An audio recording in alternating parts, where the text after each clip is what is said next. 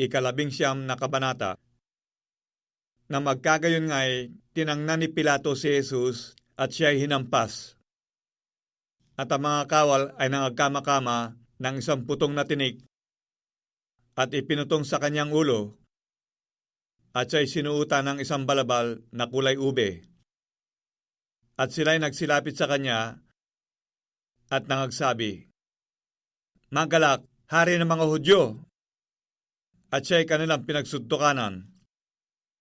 At si Pilato ay lumabas na muli at sa kanila'y sinabi, "Narito, siya'y inilabas ko sa inyo upang inyong matalastas na wala akong masumpungang anumang kasalanan sa kanya."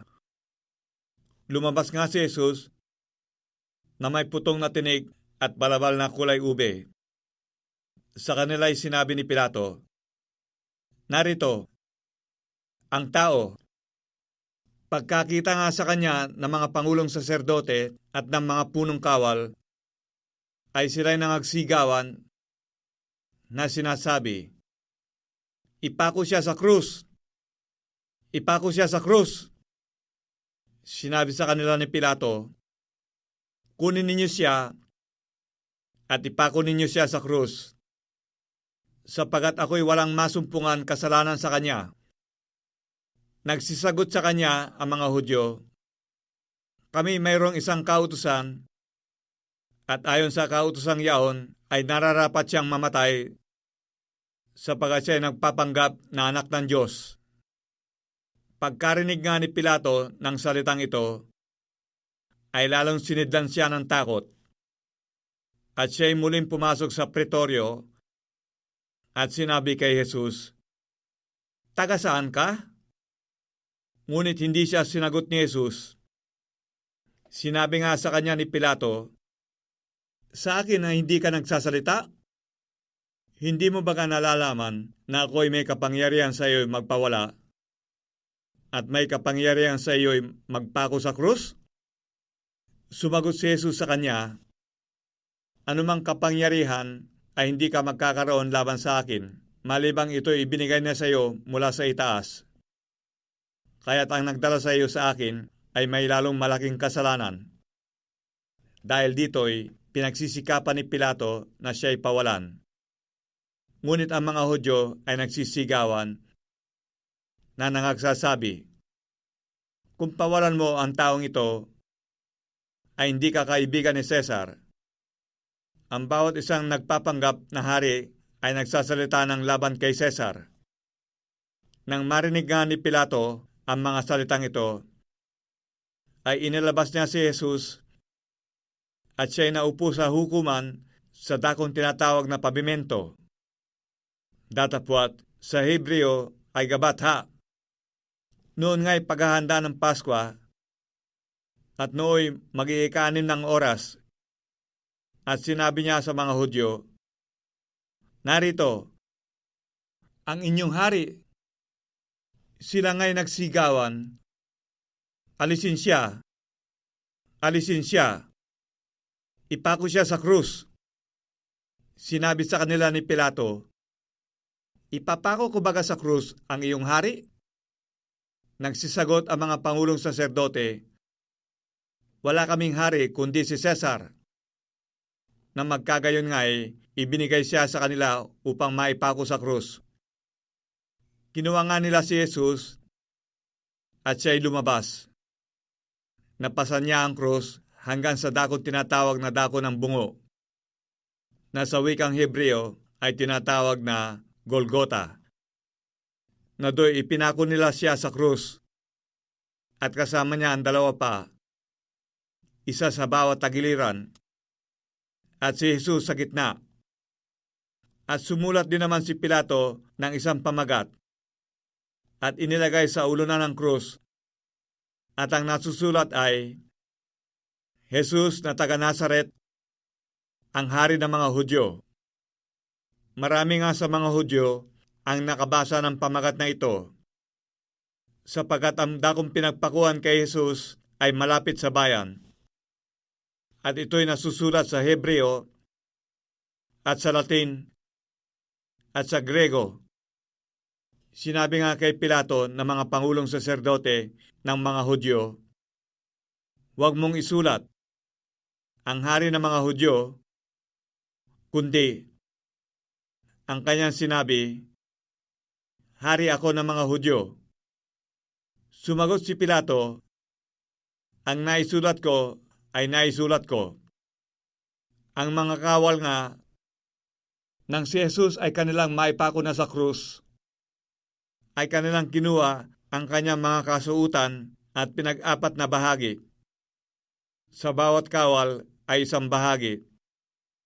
At gayon din naman ang tunika. At ang tunika ay walang tahi na hinabing buo mula sa itaas.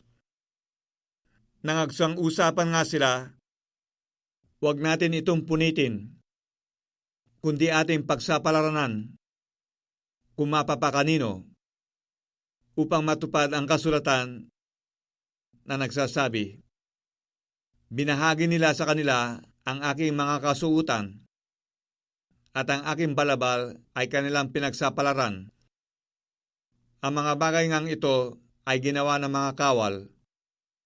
Datapwat, nangakatayo sa piling ng krus si Jesus ang kanyang ina at ang kapatid ng kanyang ina na si Maria na asawa ni Cleopas at si Maria Magdalena.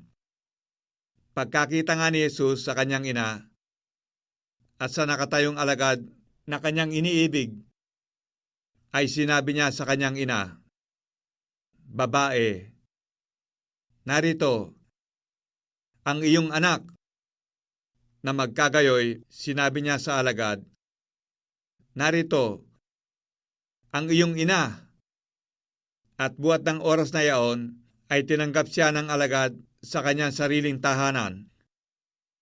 Pagkatapos nito, pagkaalam ni Jesus na ang lahat ng mga bagay ay naganap na nga, upang matupad ang kasulatan, ay sinabi, "Nauuhaw ako."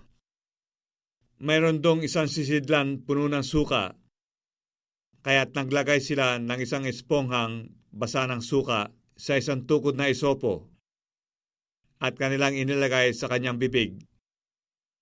Nang matanggap nga ni Jesus ang suka, ay sinabi niya, "Naganap na," at iniyukayok ang kanyang ulo, at nalagot ang kanyang hininga. Ang mga Hudyo nga, sapagat nooy paghahanda, upang ang mga katawan ay huwag mga tira sa krus sa Sabat, sapagat dakila ang araw ng Sabat na yaon, ay hiniling nila kay Pilato na mga umog ang kanilang mga hita, at upang sila ay mga alis doon. Nagsiparoon na ang mga kawal, at iniumog ang mga hita ng una, at nang sa isa na ipinako sa krus ng kasama niya. Ngunit nang magsiparoon sila kay Jesus at makitang siya'y patay na, ay hindi na nila iniumog ang kanyang mga hita. Gayon may pinalagpasan ang kanyang tagiliran ng isang sibat ng isa sa mga kawal, at pagdakay, lumabas ang dugo at tubig. At ang nakakita ay nagpatotoo, at ang kanyang patotoo ay totoo. At nalalaman niyang siya ay nagsasabi ng totoo, upang kayo naman ay magsisampalataya. Sapagat ang mga bagay na ito ay nangyari upang matupad ang kasulatan, ni isa mang buto niya ay hindi mababali.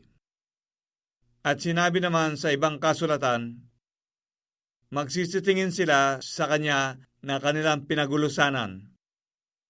At pagkatapos ng mga bagay na ito, si Jose na taga-Arimatea, palibhasa ay alagad ni Jesus, bagamat lihim dahil sa katakutan sa mga Hudyo, ay namanhik kay Pilato na makuha niya ang bangkay ni Jesus.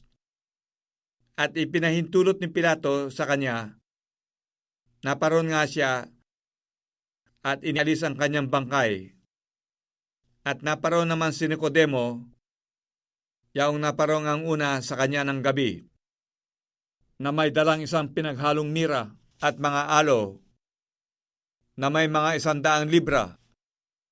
Kinuha nga nila ang bangkay ni Jesus, binalot nila ng mga kayong lino na may mga pabango, ayon sa kaugalian ng mga Hudyo sa paglilibing. Sa dako nga ng pinagpakuan sa kanya ay may isang halamanan, at sa halaman ay may isang bagong libingan na kailan may hindi pa napaglalagyan ng sinuman. Doon nga, dahil sa paghahanda ng mga Hudyo, sapagat malapit ang libingan, ay kanilang inilagay si Jesus.